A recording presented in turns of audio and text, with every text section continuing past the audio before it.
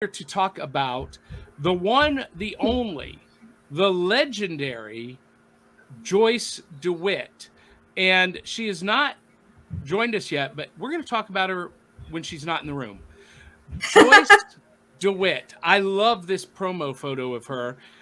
I've got to tell you Mhm. guys, if you don't know Joyce, you remember her from Three's Company with John Ritter and Suzanne Summers.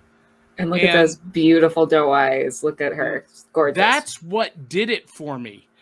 Listen, I I know everyone talks about Suzanne Summers and how popular she was, but when I was a kid watching Three's Company, I had the biggest crush on Janet, Joyce DeWitt. Mhm. And it was those eyes and that jet black raven hair that did it for me. I'm not a blonde fan. Sorry, ladies. I am a brunette fan. And the darker that raven hair, I mean, and she was just gorgeous. Ashley says she's so beautiful. Suzanne who? Yeah, yeah. I And Carl mean, Witzman says Joyce was my favorite too. I guess blondes don't really have more fun. no, and you know what is funny is that for me, watching her and John Ritter together, the comedy was so effortless. They had such great chemistry, and I was a huge fan of Three's Company. Um, I watched it when it was new, and then I watched it in reruns over and over. And I love that show, and I always felt like John Ritter and Joyce DeWitt had such great chemistry, and I was always rooting for Jack to end up with Janet. And that never happened, but that's what I wanted in my mind canon. And we've got all of the comments coming in saying how much they love Joyce and loved Three's Company and um yeah, and And I'm sure there's lots of fanfics out there where Jack did end up with Yep. Janice. well, and I'm sure there are. And uh what I love is she had gone, I just read this article. Joyce DeWitt had gone 30 years without seeing John Ritter. Oh. And a month before he died, they were in the same hotel at the same Wow. time in New York, and she called him up, and they went out on the town together. And they never had a falling out, but life, work, family, you know, takes people apart. And one of the things I want to tell people watching is don't let that happen. Life is too short. Make sure you are on the phone connecting with the people you love and telling them every day how much you adore them as often as possible. But can I tell a story about Joyce DeWitt? Of course. I actually got to meet her. And um, I got to meet her, and she was living in Nashville for a brief period. She did, after Three's Company, she did a lot of stage productions, a lot of plays and musicals, and she had done a play here in Nashville. There was an original play at the Nashville Dinner Theater, and I want to say it was the Waffle House Christmas or Christmas at the Waffle House, and that's what it was about. It was about a group of people who were stuck at the Waffle House during a snowstorm on Christmas Day, and she was one of the leads in that play. And then she stuck around Nashville and became a co-director with the Nashville Dinner Theater, and I got to meet her when she was directing a production of Rent. And I was doing another show in the other theater. There were two theaters in the Nashville Dinner Theater, and she came up and watched my show and gave me notes. Very complimentary. She was so gracious. She loved what we were doing. And so, that's my brush with the greatness that was Joyce DeWitt. And yes, I did turn into a prepubescent fangirl in her presence. I was just like, thank you, Mrs. DeWitt.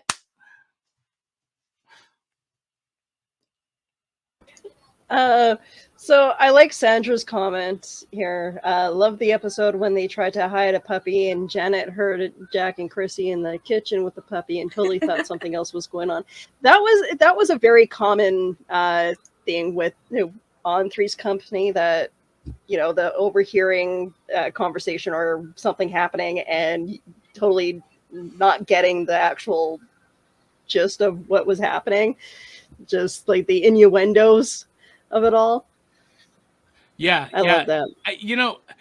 I said this Saturday morning, and I really believe this. I do not believe that this show could be made today. There are a handful of TV shows that are classics and iconic that I don't think they could make today. All in the Family, and a few others, maybe Sanford and Son, but definitely Three's Company. It would be canceled. I like cancel culture canceled. I don't think they could make it today. What do you guys think of that? Well, yeah, sensibilities have changed. I think there's a lot of funny shows today that work within today's culture. Like every era has their own brand of humor, and you just kind of have to look at shows through the lens by which they were made in. But you can also oh, go ahead. No, go ahead and finish your thought. I was gonna say, but you can also criticize if you see something that really is problematic, and you can say, hey, yes, it's a product of its time, but this also is not a healthy thing to see in media. I think there's nothing wrong with that, while also like you can still enjoy it. But yeah, I think there's a lot of funny shows today, but yeah, it probably would not make it today. I feel like a lot of the sitcoms that are out now try way too hard to be similar to the styles of sitcoms that we loved in like the 80s, early 90s. And I don't know, like I know a lot of people don't like slapstick comedy, but I absolutely loved it. And you know what? I don't want to talk over Joyce DeWitt and what she feels about the comedy that she grew up with. So, ladies and gentlemen, joining us off camera, audio only, is the one, the only Joyce DeWitt. But your mic is muted, Joyce. If you can click the little icon and unmute your mic, that would be fantastic. She is here. She's in the room. Welcome, Joyce. We're so Hello. happy to have you here. Okay. Joyce DeWitt. So now does that mean you can hear me? Yes. Oh, We're okay. so excited to have you, Joyce DeWitt. Well, you're very dear. I've never done one of these on-camera, livey, zoomy things before. I do meditations online, but only they talk. I don't say anything or have to be on. So this is like, I'm sorry about the microphone thingy. This That's is okay. a new planet for me. That's all right, Joyce. We've been talking about you while you weren't in the room. All good things, because we all adore you. And me in particular, I absolutely adore you. And you were such a big part of my my early teen years watching Three's Company. And I'm going to embarrass you. I'm going to make you blush. I had the biggest crush on Janet. And I always, always loved your portrayal and your natural comedy, and just these eyes, Joyce, your eyes. Oh my goodness. Thank you. How darling. We love you. And thank you. That's very sweet. It's interesting the number of young adults that I interact with or meet, like on the street in New York or whatever, who were teenagers during the time of Three's Company being prime time.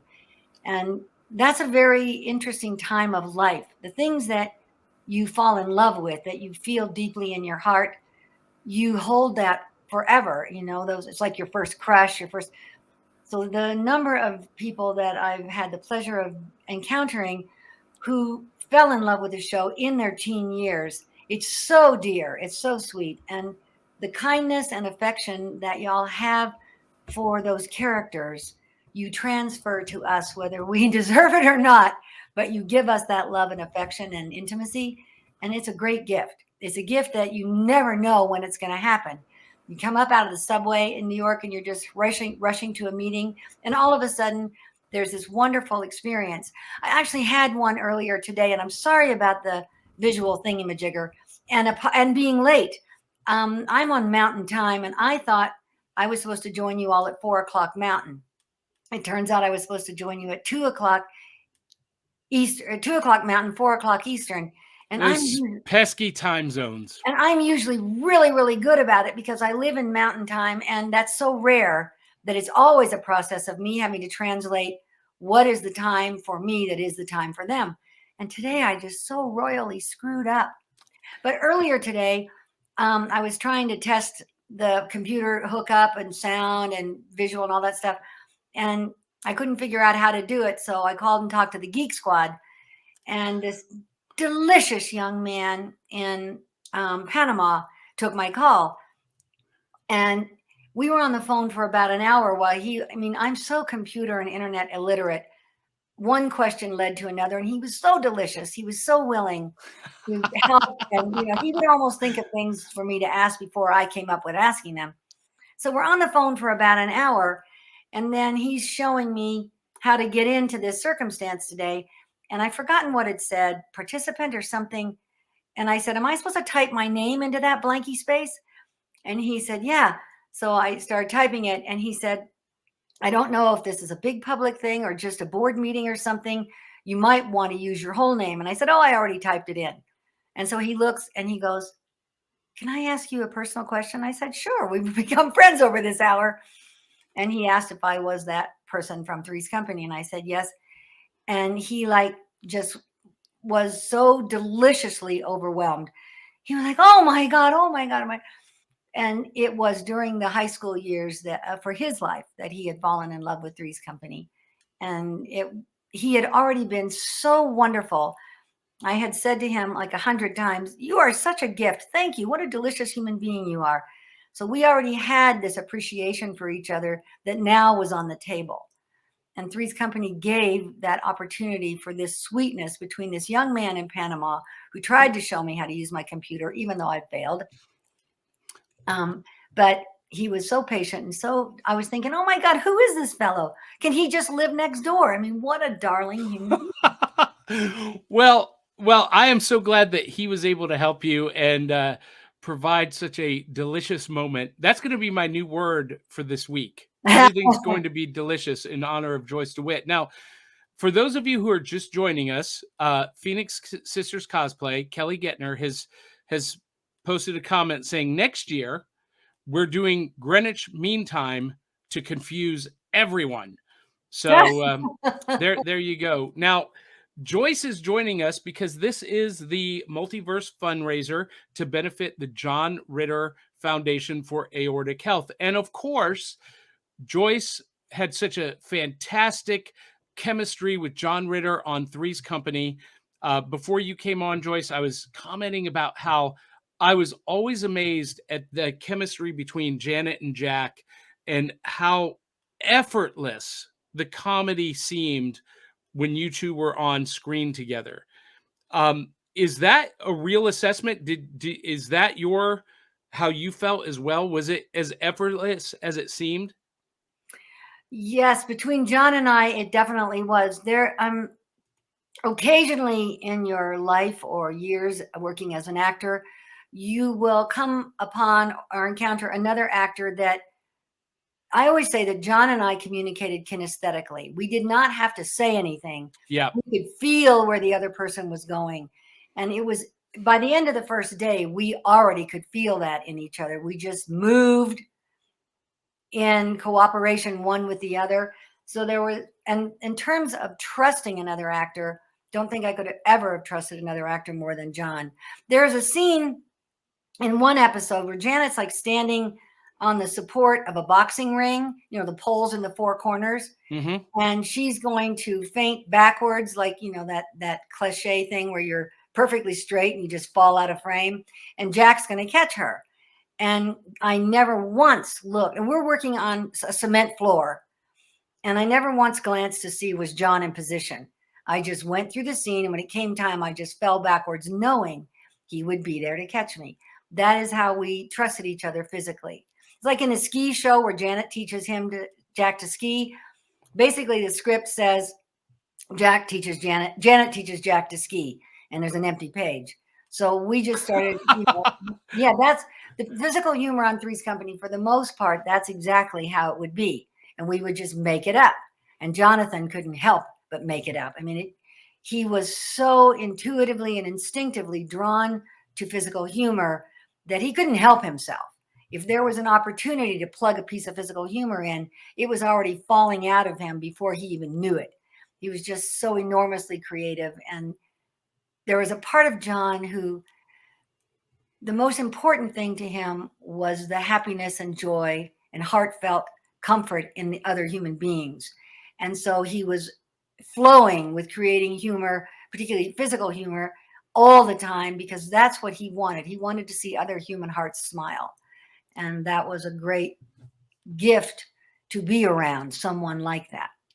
That's fantastic. Now, we have this comment from Josh Richard, who says, Jack and Janet were perfect. So many of us fans wish they ended up together. And I had commented that before you joined us, Joyce, that I always thought Jack and Janet were such a perfect and obvious coupling, and had always wished that they had ended up together.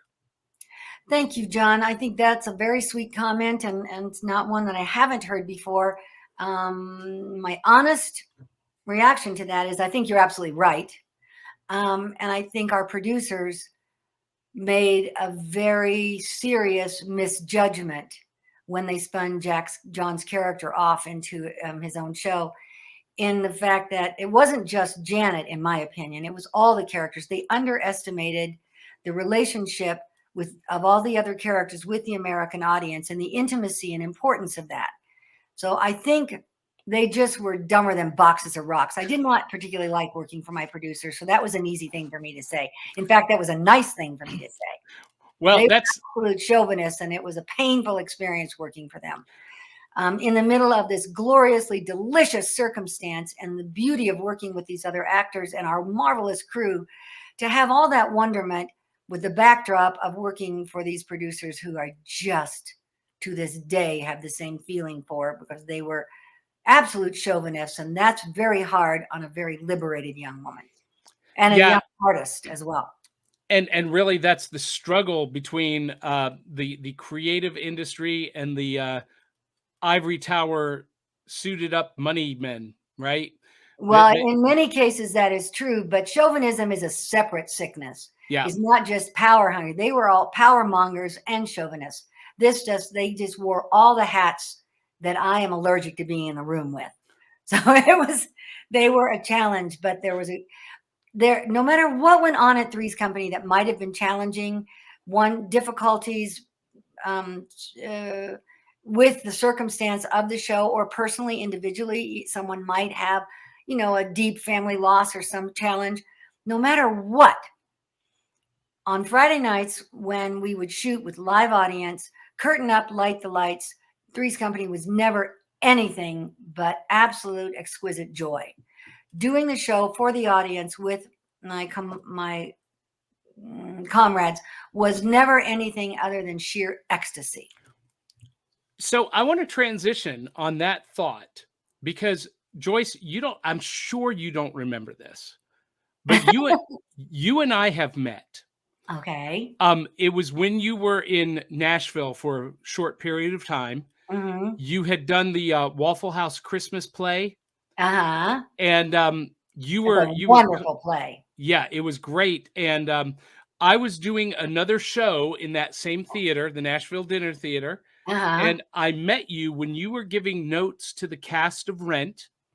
And the owner of the dinner theater had you come up and watch my show that we were doing in the smaller theater, and afterwards you were so complimentary and so kind, and all I could do to respond was act like a prepubescent fangirl. I was just like, "Ah." I'm sure you don't remember that, but it made a huge impact on me and validated me as a performer and an actor and a producer. And Well, it meant a lot. well, that's excellent, because when it comes to the work, I can be overly frank. It's very difficult for me to be diplomatic when I'm giving feedback about the work. So if I complimented you and supported you, you can know that it was genuinely true in my perspective and from the heart. So I'm grateful that you were able to take it in and it ended up being supportive. I mean, if we're not being supportive one to the other on this planet, what are we doing here? That's right. And you mentioned, doing Three's Company live in front of a studio audience. Mhm. This is a piece of modern contemporary TV that a lot of I miss as a Mhm. viewer. When that voiceover said Three's Company is filmed in front of a live studio audience. A lot of people don't know what that means, but basically you were doing on stage performance Yes. for a camera, and the reactions of the audience, there were no laugh tracks. All of the reactions were honest and authentic. And so I know that you, after Three's Company, you did other movies and TV, but you did a lot of live theater. Well, mostly I went back home to the theater. I started on the stage when I was 13. That is really my home. Right. I was not a comfortable person in Hollywood with all the fame and all that kind of silliness, and it was not a comfortable milieu for me. So I went back to the theater. You can have a much more private life working in the theater than you can in Hollywood, and that was more important to me than anything else, was to have my life along with my work. And the theater is my home. It's the natural state. There is nowhere on earth that I'm more comfortable than doing the work of an actor on stage, not in a public circumstance like giving a speech or something, but doing the work of the actor with an audience in. At Three's Company, we did shoot live, as did many shows at the time. All the MTM shows, Rhoda, Mary Tyler Moore, and so on, they shot live as well, but completely different. So you have the set, like the living room of this, and you have the Regal Beagle and maybe the bathroom or the bedroom, depending on what we need, lined up across the sound studio. And then you have the equipment, the sound guys and the camera guys in front of that. And on the other side of that, raised up so that they can see over the camera. And so the cameras and the technical guys are the audience. And it's literally a real audience of about 300 sitting there. And most shows would do a scene, stop, break. The actors would go to their dressing rooms, change clothes, wardrobe for the next scene, come back, get touched up, makeup and hair, and go out and do the next scene. While a stand-up comedian would be entertaining the audience in the interim of maybe 10, 15, 20 minutes. We would not do that. And we shot so close to live, like a one-act play, that it's almost unbelievable. You know what? I just saw that my battery on my computer is getting low. I should get my the thing. Oh well, never mind. I was gonna say I should go plug it in, but that would be kind of complicated because. Okay, I better do that. Yeah, you're just talking to an electronic idiot. I mean, this is just so. Anyway, we would shoot the show as much like a one-act nonstop play, so that, because farce comedy, which is what we were doing, trying to do a contemporary version of a Feydeau farce, a 16th century French farce, and that is a very different animal than regular comedy. Farce comedy is like being shot out of a cannon at the top of the show, and you don't stop until you're done, because you can't let the audience sit back in their seat and think about what you're doing, because it's so ridiculous. You have to keep them with you at this nonstop pace until it's over. And the classical traits of that are doors slamming, misconception, misunderstanding, people being confused for someone else, and sexual innuendo. So that's what we were trying to do. Our director, Dave Powers, who was the best tape director in Hollywood at the time, he did all 13 years of Carol Burnett. She retired the show and we got him, thank God. what he did with our technical crew, nobody else in Hollywood was doing. We'd be shooting a scene in the living room live. And the way this works is you have 4 cameras lined up in front of the set, but working in tape, which we did, not film. Only one of those, even though each camera operator is working constantly, only one camera is actually laying down a picture at a time. The director is in the booth bringing up which camera is laying down a picture.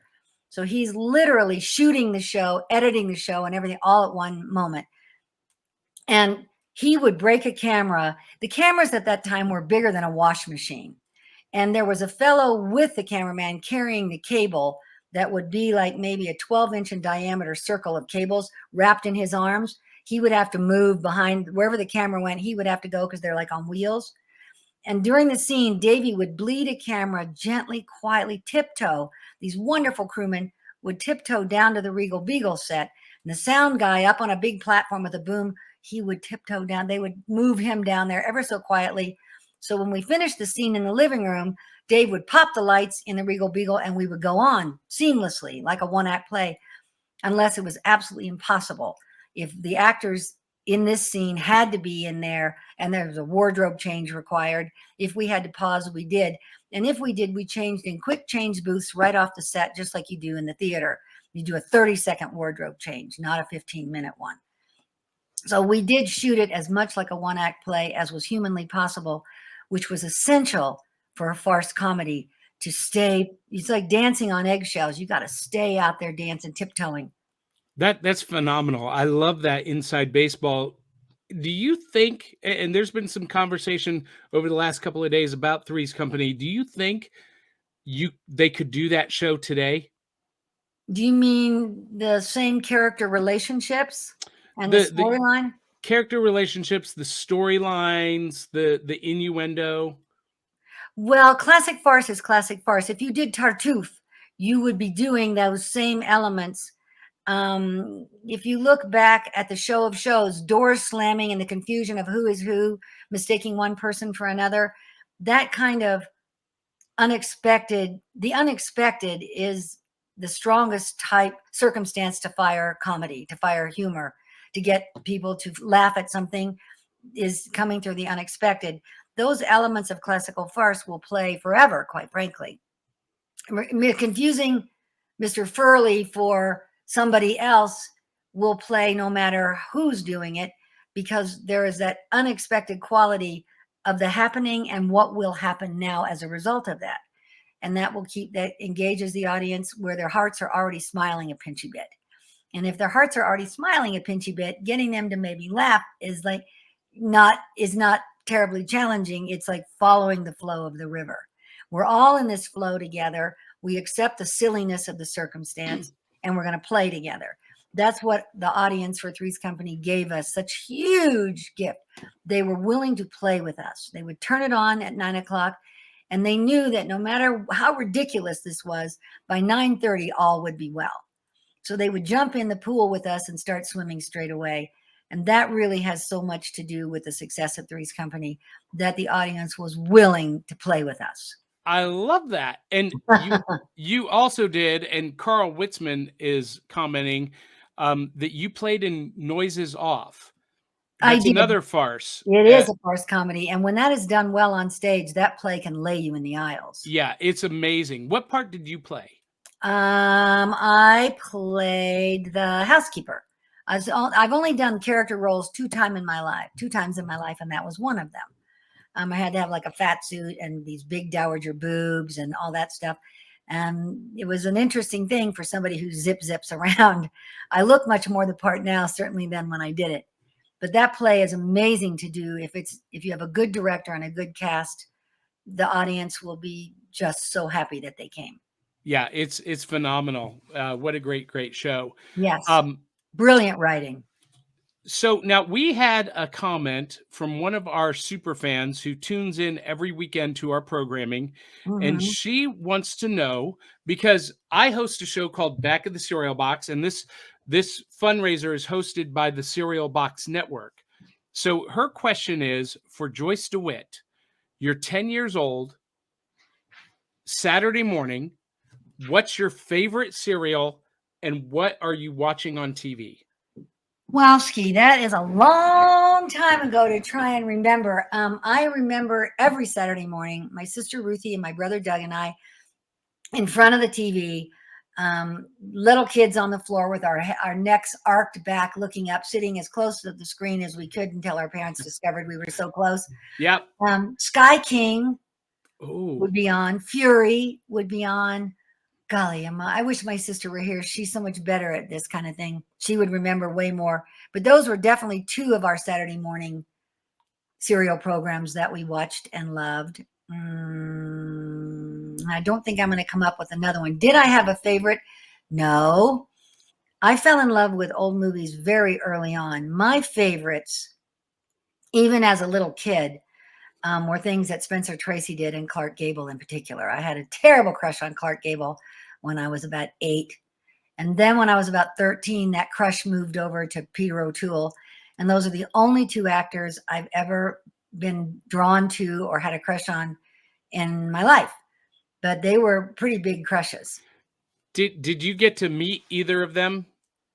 No, I did not. And that is unfortunate, but I was actually just watching Peter O'Toole last night on a movie before I went to sleep. Not a movie that I like, and an unusual role for him because it was a scary movie, and I don't like scary movies. I don't handle them well, and they I have to shake them off. And it's unusual for him to do that sort of thing, but it was later in his career, and I watched it because I wanted to visit with him. He was like, "Oh, I want to have a little time with Peter. I'll watch this." And he doesn't come on till well into the movie. And I started to fast forward going, where is my Peter O'Toole? And enough with all this scary crap. And That's Ben Affleck is in fantastic. it. He's so young. It was very early in Ben Affleck's film career. He's so young in it. And Liev Schreiber is in it. But there was my darling Peter. It just, terrible crush on him. I mean, seriously, when you watch Lawrence of Arabia, he is so beautiful that it's hard to take your eyes off of him, I think. Yeah, yeah. Would you say that Peter O'Toole in Lawrence of Arabia was delicious? Yes, I would say he was scrumptioso, actually. So the second part of that question is, what's in the bowl of cereal on that Saturday morning? In the bowl of cereal on that Saturday morning, well, it would have been Frosted Flakes or Rice Krispies in my house. Yep. And I have a secret Rice Krispie recipe as an adult that I don't know how I created it or stumbled on it. But honestly, if you're a Rice Krispie person, you have to try this because it's unbelievably better than just the normal way of making a bowl of Rice Krispies. It sounds stupid that it would be better, but everybody I've introduced it to has been a believer.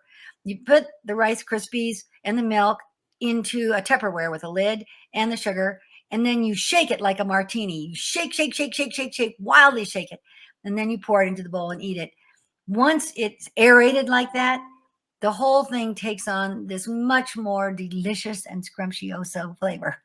Honest to golly, put the sugar, the milk, and the Rice Krispies in a Tupperware and shake it like you do a martini. But Joyce, yes, how much sugar? Well, that depends on your taste buds. I actually use stevia as my sweetener, but for that circumstance, you have to break your rules and use real sugar because it's not going to be the same if you don't. Yeah. I would say at least 2 teaspoons. Okay. Minimum. Well, we're going to have to try that on our Saturday morning show, the Joyce DeWitt Rice Krispie Special. Yes, I'm telling you, it's mind blowing how different how much it enhances the taste to do that. And the only thing I can figure is that it gets aerated by that, which aeration will expand everything, and it certainly expands flavor. So that's my guess as to why it tastes so good. That's awesome. Now we have some viewer comments. So we're going to open this up to audience comments. And I'm going back here, and there was a great comment that I want to address and let you answer. Where'd it go? AB asks, Joyce, will you ever consider producing your own theater or Broadway show?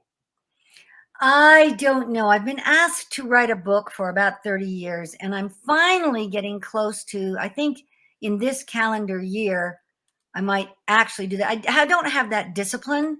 That's a very particular discipline that I don't have.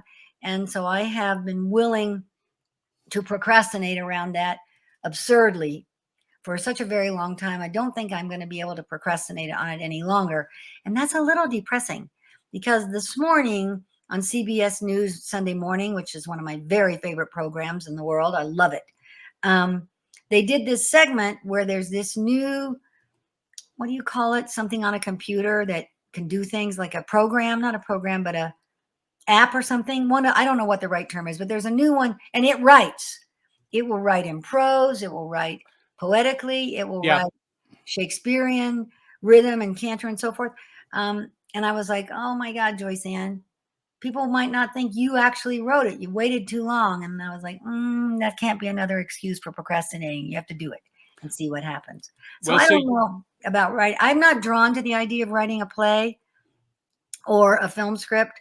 I don't think I'm naturally witty or clever. I'm not a person who makes you laugh at dinner parties or, whatever.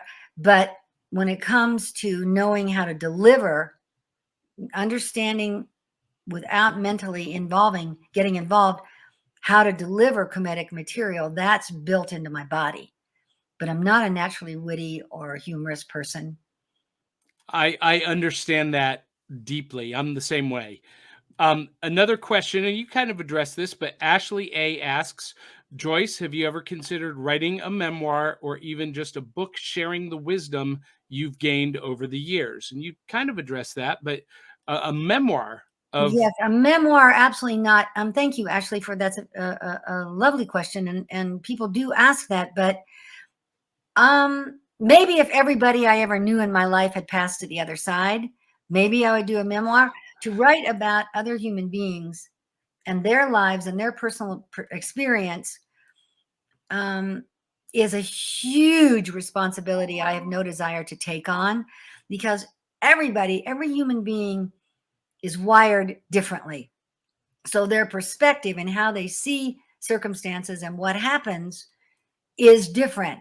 So for me to pretend that I could write a situation of an interaction with other human beings and fairly represent their perspective would be quite arrogant on my part and uncomfortable. I would not feel comfortable doing that. So a memoir, no way, Jose. But the book that I have in mind to write, I suppose you could say it would stumble upon the shelves if it ever became a book, in self-help or self-realization, that it would be a gathering together of teachings that I've come across and opportunities to learn and grow that I've stumbled on or been given that maybe I incorporated into my life, but for the most part, I'm awfully lazy and the incorporation has been minimal. So, but they were teachings I believed were of great value. So to share those, and maybe somebody else would be better at incorporating them and using them in their life than I was. Maybe you need to connect with a co-author, a ghostwriter of sorts. Yes, but that would, I know, and I reckon, I mean, I know it's done a lot, but I'm pretty, what is that? I'm trying to find the right word. I like to say, well, I like to speak for myself, and I'm not good at it's like, there have been times in negotiations over the years for different projects. Well, I will finally just say, let me talk to them, because I know exactly what I think and what I mean. And it's a part of the whole paparazzi game of being in Hollywood that I so escaped from and just was so miserable with. People putting words in my mouth that are not my words are really hard for me to take. If you ask me something, I will tell you the truth, but I will tell you the truth as I experience it. Someone else painting a picture of it that it does not come from my heart or my head is really hard for me to tolerate. And that's how I kind of feel about writing a memoir. These other people may not feel about the situation the way I felt, and I'm the one with the pen in hand. So, no. I love that answer. That's a great answer. More audience questions from Willow Schuyler. She asks, Joyce, your voice is so youthful and full of life. Have you done any voice acting for cartoons or for other voice acting projects? No, I have not. And thank you for asking, because the truth is, I'd be delighted to do a voice in a cartoon. I mean, it's just the ability to just play that much is just so seductive. So I would love to do that. But the truth is, and people always say that my voice is very specific. It's like if I'm standing in line at the movies to get popcorn or at the post office to, mail something, people in front of me, I'll talk to a friend or maybe speak to someone else in line. And the people in front of me with their back to me will turn around and go, "Oh my God, I knew it was you because I heard your voice." And I'm like, "Oh, my voice sounds very normal to me, ununique." But people always say it is. So there was a period of time, it was very brief, and that I did auditions for doing voiceovers, like in commercials and whatever, and nobody hired me. And because people have always said, "Oh my God, your voice," blah, blah, blah, I thought that would be something that I would enjoy doing, but nobody asked me to do it. That's funny because just in that brief answer, all of a sudden it occurred to me that you sound a lot. Well, no, the character of Penelope from Wreck-It Ralph sounds like Joyce DeWitt. Huh. And I could have sworn when I saw that movie that it was you. And until I looked at the credits, I was like, man, they really went out of their way to make that character sound like Janet. Oh, I don't know the movie, so I don't know the character. But if they did, okay, cool, because I loved creating her and I'm glad that people think of her. She was pretty cool. In talking to this young man in Panama earlier today who was trying to help me not fail at computer stuff with you guys, and for which I so apologize.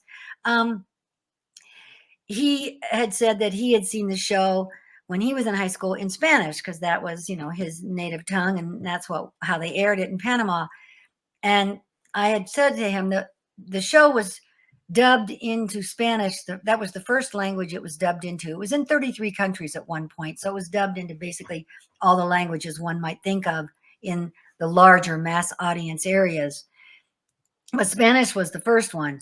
And I remember John and I went up to the office, to the conference room to watch the first episode that had been dubbed and see how that was. And the woman who did me, this voiceover artist, I mean, oh my heavens, I tend to make a lot of little sounds that aren't dialogue. I just, there's all this little stuff that just kind of comes out of me. And I've been allowed to, with Janet, I was allowed to do it, but it had so much to do with the thrust of her and the presentation of her. But this marvelous voiceover actress who put the program in Spanish, she got all of those sounds and she did them.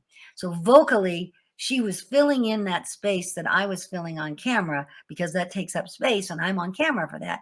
She was marvelous. So that was my one experience in voiceover. Was I wasn't the one doing it, and it was really good, and that's probably why. So another audience question from Monica B.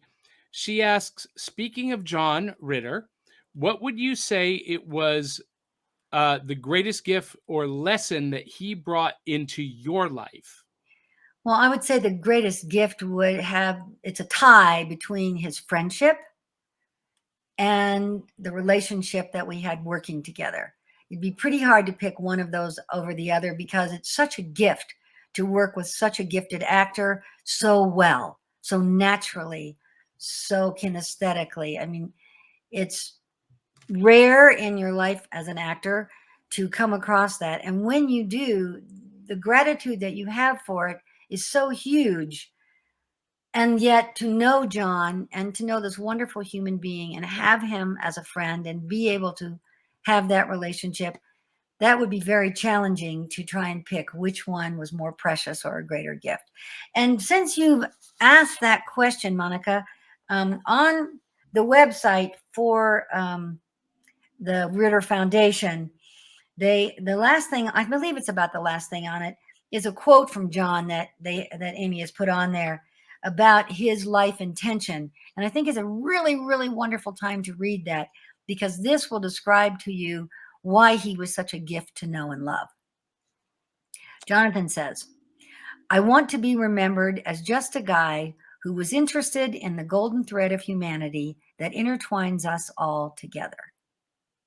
Now, isn't that precious and sweet? That's perfect. Yeah. And that's so John. So there you have it. It's tough to decide which was the greater gift, his friendship or his fellow acting skills. I don't know. Now, he always called you by a nickname. He called you baby. Yes. Did you have a nickname for him, or did you just call him Jonathan? Most of the time, Jonathan. I like saying the long, elaborate versions of names, and that really is his name, Jonathan Southworth Ritter. So that really is his name. But I like, if somebody's name is Tom, I enjoy calling him Thomas. Or if his name is Nick, I love calling him Nicholas. I love language and the beauty of it and the magic of it and the music of it. And there's not much music in Nick, but there's a lot of music in Nicholas. And so I enjoy, so Jonathan, I would call him, but he did call me baby. It was a hoot. He'd go, baby, you're just too serious. Stop it. So, yeah. And Richard Klein, he would always call me princess, and I would call him witchy. And to this day, we'll run into each other in a public place, and he'll go, princess, and I'll go, witchy. And we will embarrass the hell out of ourselves in that moment, but it sticks. That's fantastic. Yeah. Oh, good friends. I was reading an article about your last night with John Ritter. Was it in New York? It was in New York. It was magical. And given my complaint earlier about the paparazzi and running and hiding from their horror, they gave me the gift of that last night with John. I was staying in a hotel on Central Park South, and ABC had all of the stars of its television series, in a hotel on Central Park South, housing them during the weekend that they were doing all the upfronts for the new season. Upfronts are where they go in, they do all these interviews for supporting the fact that the new season is beginning and their show. And so they were staying down the street from the hotel that I was in. I don't remember why I was in New York, but I was in New York. And I had a little Walkman. Most of your audience probably don't even know what that is. Oh, our audience knows. Oh, good. Because I would travel with little meditation tapes and stuff, and my little Walkman died. And so I needed batteries. So I walked out of the hotel, and I stood there between 5th and 6th and Avenue of the Americas. And I was like, which one am I going to come to batteries sooner? And I remembered that on 5th Avenue, there was one of those electronic stores, really not too far down. And I thought, okay, I'll go over to 5th, which caused me to walk in front of John's hotel. Well, out of the hotel that he was in, there's a whole team of paparazzi filling the sidewalk. That sidewalk there is 4 or 5 feet, 6 feet deep. And so I went into the street to walk around them. And I'm just in my sweats and my tennis shoes, and, and one of them recognized me, and then go the cameras, and there's all that silliness, and and I'm moving as quickly as I can, but trying not to be rude, but moving on as best I can. After I get about 6 or 8 feet away from them, one of them said, John's inside. And I was like, what? And he said, John's in the hotel. And I said, oh, no, I didn't. Thanks. So I kept walking, and I thought, Joyce Ann, that's a message. Don't go ignoring it. So I turned around and went back to my hotel and called his hotel and asked to be connected to his room, got his voicemail and left a message. I said, Jonathan, I don't know what you're up to. I know why you're here, so it's probably a really busy time. I'm here too. In case it works to get together, give me a call. So then I'm in my room trying to decide now what to do, and I thought, I'm going to go to the movies. So I look at what movie schedule to go to, and I pick a movie, and I change into something a little warmer so I can walk up to Lincoln Center and see my movie. And just literally, as I reached for the doorknob to leave the hotel room to walk up to see the movie, my phone rang, and it was Jonathan. And he goes, baby, we got 5 dinners to go to and a party. And I'm like, okay. He goes, I'll be by for you at 7. And I said, what's the dress code? And he said, nice but casual. I said, okay. So that was it. At 7 o'clock, he came and got me with his dear friend and representative at the time, Bobby Myman, who was a great friend. for many years as well, to both of us, but particularly to John. They'd known each other forever. And the three of us went to these different events that he had to go to that were on the schedule of his having to make an appearance, and then ended up at this little Italian restaurant in the Village, late at night for a late supper, and just had spent already like 5 or 6 hours together. And by the time we finished the day, it was 4 a.m. It was marvelous. We just had all this time together. And it was so sweet because Bobby Myman had been with John as his representative and agent lawyer from the very beginning. So I met Bobby like a day after I met John. We were children together and grew up in this business together. And that we spent all of these hours together. We couldn't help but reminisce. We'd be sitting there at something, and one or the other of us would reach over and grab the knee of the other one, like we suddenly had this remembrance. So we had a great deal of life review of the time shared and the happiness of it in that night. That would never have happened without that person from the paparazzi. That's such a beautiful story. I love that. Oh, it was more, even better. The restaurant was next to a little tiny fire station in the Village. And it was a warm night, even though I was going to bundle up for the movies because I always get cold in the movies. But so the firemen were out on the sidewalk, getting fresher air. And because, things in New York City can be pretty small. Mm-hmm. Even the little fire stations can be pretty tiny. And when we got out of the limo, the firemen all looked over like, who is that? What's that? And they waved and we waved, and we started to go into the restaurant, and we told everybody who was with us, you go ahead in, we'll be in a minute. So we went over and visited with the fire guys.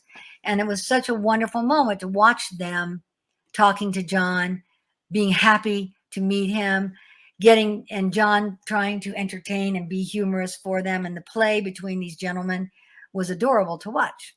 It was like one more icing on the cake that night to see how everyday Americans appreciated this man and how much he appreciated that they did, and watch that exchange. It was lovely. That's fantastic. Well, we can't keep you all night. We could post audience questions all night long, but I'm gonna leave the show. I'm gonna leave you with this one question, and this comes from Giovanna. Of course, she says, "Hi, Joyce. Lots of big fans here. And by the way, Joyce DeWitt, we are right now at the highest viewership during the weekend that we've been with you here on with us. So that's phenomenal." I know, and isn't it terrible that I'm not on camera? I do apologize to everyone, and I also apologize for being late. And truly, it wasn't because I wasn't absolutely tuned in and committed to what I thought I was supposed to do, but it was 2 hours different than I thought. That's okay. You don't need to apologize, but a lot of big fans here. And Giovanna asks, what's your favorite Jack and Janet moment on Three's Company? Oh, my land. There are so many. And anytime John and I were doing physical humor together, it would be pure joy. There's one where we're on the couch and we think that Chrissy has been kidnapped, and the two characters are talking about that, and Jack makes a joke about it, and Janet grabs a pillow and slugs him in the gut with the pillow. I love that moment. Don't ask me why. I think it's because it was such a joy to do it with John. There are moments where doing things with him, we're watching Jonathan, you couldn't help but notice what he was doing, what the actor was doing, which is not a good thing as an actor, to fall out of character and the reality of the character into the reality of the actor when you observe another actor. But with Jonathan and Don Knotts equally, it was very difficult at times not to be aware of what they were doing because it was so damn good. So that moment, I don't even know how to tell you other than John delivering this line so innocently, and it was such an inappropriate thing for his to say, and Janet just to whack him for it. It was just, I love that moment. And also to another one that I think so many people have mentioned to me that it must not just be my favorite or on my top list, was the ballet where Janet is in a ballet class, and her ballet teacher ends up leading her on, and Jack comes to the studio to help rescue her heart because he knows that she's finding out that she's been led on by this fellow and her heart's going to be broken. And the sweetness of that moment as the two of them dance as that episode goes out is a delicious moment. I remember that. I remember that episode, and absolutely it is one of my all-time favorites. Well, Joyce DeWitt, you have been a true delight. And there are many, many more audience questions and comments that we just don't have time to get to. So I apologize to everyone in the audience who asked a question. They are posted on the live feed, and we'll answer or address them if possible. And Joyce, if you're on social media and you want to address some of those questions offline, that would be fantastic. Well, I just have to stop you right there, John, because I don't do any sort of social media. So that's okay. I apologize to the people who have asked questions that we haven't gotten to. I would happily answer them but it is not something that I do. I'm not comfortable. That's okay. So I don't do it. No explanation needed. But we are going to thank you so much for being with us and for joining us on this fantastic journey to benefit the John Ritter Foundation for Aortic Health. And is there anything coming up for Joyce DeWitt that you want our audience to know? No, actually, I had tripped and fell and broke my arm in 4 places. So I pretty much have cleared my schedule because of being a one-armed bandit, more or less. And what a learning curve that is. Talk about lessons in compassion for those who are a little more challenged physically from somebody who ordinarily doesn't even think twice about it. What a huge learning curve this has been. So not until the summer.